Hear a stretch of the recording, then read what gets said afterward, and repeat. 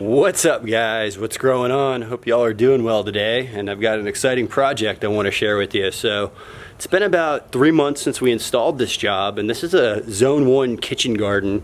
I had to put together a design with a very detailed list about where every plant was going.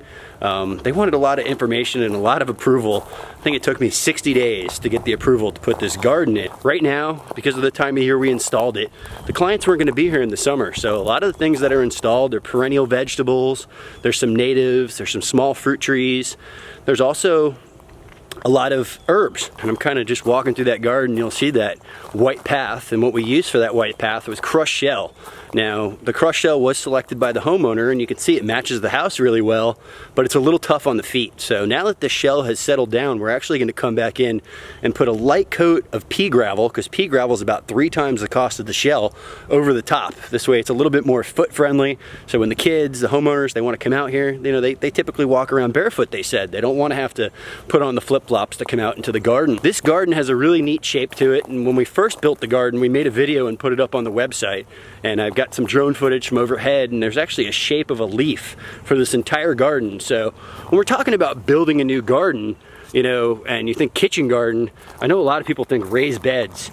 And I will tell you that, you know, raised beds are good. You know, if you really want to have that nice formal look in the garden, you know, everything's perfectly square, symmetrical.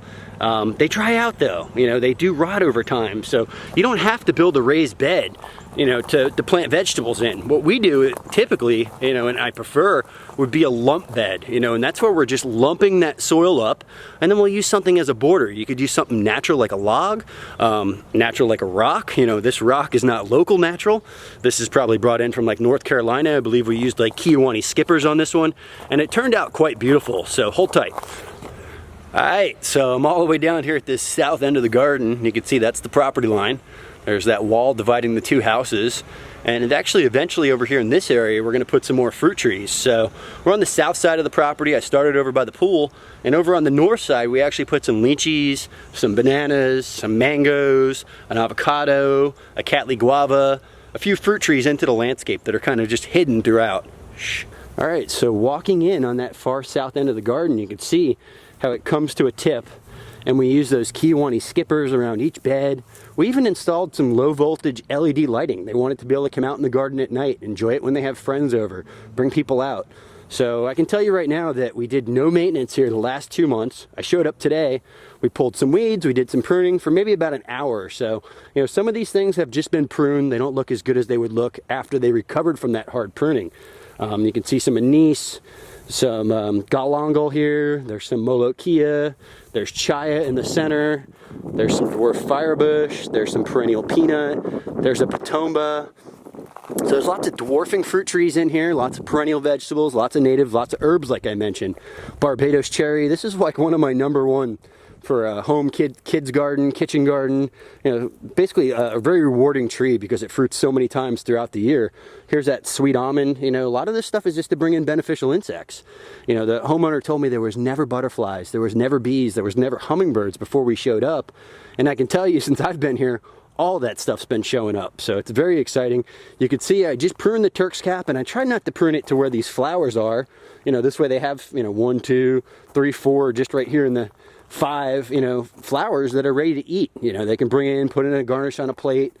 There's that full-size firebush, some perennial peanut, some society garlic, some of that Thai ginseng. This is great, really high in omegas. Some Puerto Rican oregano that just got cut back. Here's that vitex, or that chas tree. Here's a fig. I believe this is an Ishka variety. Here's some, this was kind of large. This is a nitrogen fixing Pigeon Pea, a special red variety we've been collecting seed on now for a couple of years, and it was getting really big, so I did just kind of tip this out a little bit. That can be perennial, that could last a couple of years here in the garden. There's a milkweed that was completely devastated, no leaves on it. Did its job, you know, it fed the caterpillars, so, you know, we cut that back. That'll push right back out for us. We did not use Mexican sunflower and Fakahatchee grass in this small garden. You know, there's not a lot of space for that chop and drop, so our nitrogen fixers are the mimosa and the peanut throughout this entire garden. Here's a dwarf namois, very small banana. We put the blueberries in pots. That's something I'll point out here, because they have, you know, a little bit of a finicky soil requirement, you know, with the high acidity. we put them in a pot. This way we can put them in pure pine fines, really control, you know, that environment of soil for those blueberries. So we have a couple of blueberries mixed in. And what I can tell you on that one is, you know, the young man that lives here is totally in love with the garden. The kids are out here every day. His first request was blueberries. He wanted blueberries. He's been watching for blueberries. They were gone all summer, like I'd mentioned. They got back, you know, he's like, where's my blueberries? Well, he didn't find the blueberries, but you know what he found? Over here, we have one of my favorites. So maybe this is my second favorite tree for a garden. This is an Everbearing Mulberry. And there's fruit on this in all stages right now. There's green fruits, there's young fruits like this one just coming in, there's dark ones like that one that are ripe and ready. Very rewarding tree. Like I said, it's only been here a few months. This thing set fruit a couple of times. So Society garlic, more dwarf firebush, there's that blue porterweed. They've been putting the flowers in the salad already. We just planted this sugar apple and it's already got fruit on it. Something kind of exciting. So there's one of the fruits for the sugar apple. There's a second fruit for the sugar apple. Speak of the devil, here's the little man himself. Hey buddy, how are you? Good. Are you the guardian of this garden? Kind of. Kind of. So what's your favorite thing to pick on out here? Kind of the blueberries. Well, we were just talking about that. You know the blueberries aren't here, right? I know, but I'll come in and get a stevia. You'll get a stevia? Here, come here. I want you to try something. I got a little surprise for you. Have you seen this right here? Which one? I thought you had the mulberry already. That's a mulberry. Oh, I didn't try. Grab that purple thing and tell me what you think. This one? You couldn't have showed up at a better time. Yep. Bye. How was it? Good. Pretty good? Awesome. Yeah, I'll be right back. All right, do it. All right, little man came out while I was out here doing my tour. You got to meet the kid who, you know, enjoys the garden. He's out here every day. He's having fun in this garden. So I'm glad you got to see him eat that mulberry, talk about his blueberries a little bit. That was totally unexpected. And, you know, there's bay rum, there's allspice, there's a cinnamon there in the center. Here's another exciting one. This is probably my third top tree, you know, for a garden as far as something that's very rewarding. This is that strawberry tree, that Montinga. You know, these taste like cotton candy. These fruit all year long. They're covered in flowers. They have small fruits on them right now. Very rewarding, coming quick. Because this is a small garden, we wanted to keep the pineapples contained. We really didn't want them getting wild. They can become a big patch. Not a lot of room for them out here in this garden, so we kept them in pots. Hey, you. Hey.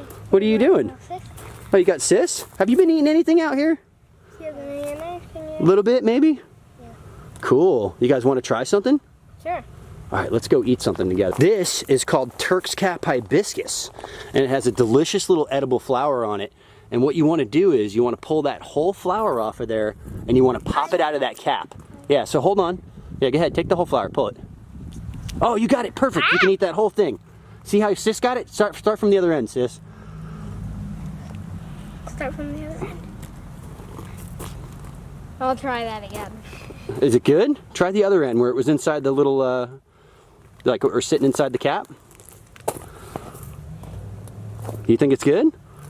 Pretty good, right? All right. I may have not gotten a full one, but I got a half one. All right, eat it up. Oh, I do. Was it good? Yeah. All right. And I was talking about that strawberry tree, how this was a very rewarding tree, constantly flowering, constantly putting out new fruit. And just as I was saying that, I found a small little fruit, and I figured who better to taste test this fruit but Riley. What's up, guys? Yum. What do you mean? That was good? Yeah. What'd it taste like? Cotton candy. Cotton candy in the garden? Things just ain't normal here, huh? Nope. A lot of exciting stuff to eat here, huh? Yeah. Let's see what else we can pick on. So have you tried any of the perennial peanut flowers? Yes, I have. You have? And you've eaten the cranberry hibiscus? Yeah, but I'll eat another one just to show you guys. Oh, you will? Oh. Now you're just gonna eat that leaf? Yep. Without washing it? Yep. All right, go. What? Where'd it go? Was that a magic trick? Nope. It went in your stomach? Yum. So what's your name? Did you tell us your name yet? Oh yeah, I forgot. My name is Riley. Riley. So this is your garden, Riley? Yeah, I'm 7 years old. You're 7. I thought you were 6. You just turned 7? Yeah, I just turned 7. Cool. So this is your garden. You've been out here eating. I want to show you something else, Riley. Have you tried this hibiscus over here?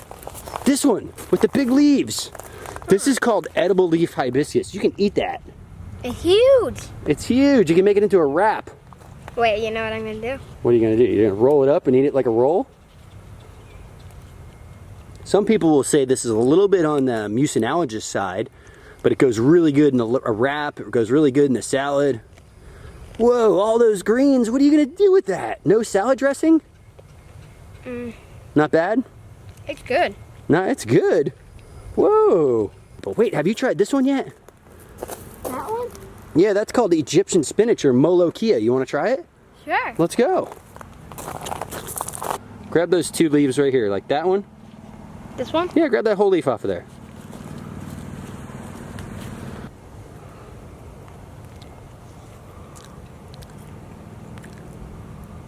Oh yeah. What do you, oh yeah, you like that? Legit. Legit, he said. I love it, bro. All right, awesome. Oh, you haven't smelled this one yet? So what you want to do is you want to take it and kind of crumble it up a little bit and smell that. Oh, it smells so good. You know what that is? No. It's called lemongrass. That's what it smells like, lemon. I Mmm. love the smell of lemon. So this is called Thai ginseng. And this one is really delicious. It's super high in omegas. And if you grab one of these older green leaves off of here. This one? Yeah. Oh, here's a really good one. Yeah, this one's delicious. Oh yeah, I got a good one. I got a good one. Nice and crunchy, right? Yeah. Cool. And I'm just gonna show you a little quick thing about these little plants over here. See them? You can quickly together. They'll go together, and then Whoa! Did that plant move? that's the cool thing about these plants. So it's a sensitive plant, huh? Yeah. Even just lightly touch, they still close. Cool. Don't they make beautiful flowers too? Yeah, they do. So you've had all kinds of stuff to eat out of this garden. Yeah. Now this one's kind of strong. I prefer this one cooked, but you can eat this. Have you tried this one? No. That's called longevity spinach, and that can make you live to like 200 years old. Ooh, what do you think about that? Now this is gonna be a little strong. This isn't gonna be like yummy yummy, but let's see what you think. Yeah, strong. Strong, huh? So what are you most excited about? Well, I think my favorite, I'm just gonna show you guys one Oh, that we haven't shown yet. The stevia. the stevia. It's such a good. So I just actually cut the flowers off of that today. You can see where I tipped it. It was getting a little leggy. So that one's pretty sweet, right? It's almost too sweet. No. No? If you guys like sweet and you want healthy, try stevia. Got some salad burnet. Have you eaten this one yet? Salad burnet? Yeah, have you tried this? So this tastes like a really strong cucumber. You like cucumbers? No. You don't like cucumbers? I'll try it. So it probably goes good with the stevia. I never thought about that. Not bad, right? With the stevia.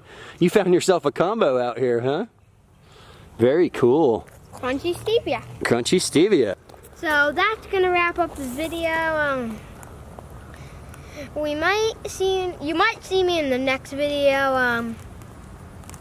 And I was just happy to be here. See you Cool. next time. Thank you for visiting my garden. Well, thanks for having us to your garden. Whenever you feel a need, found it.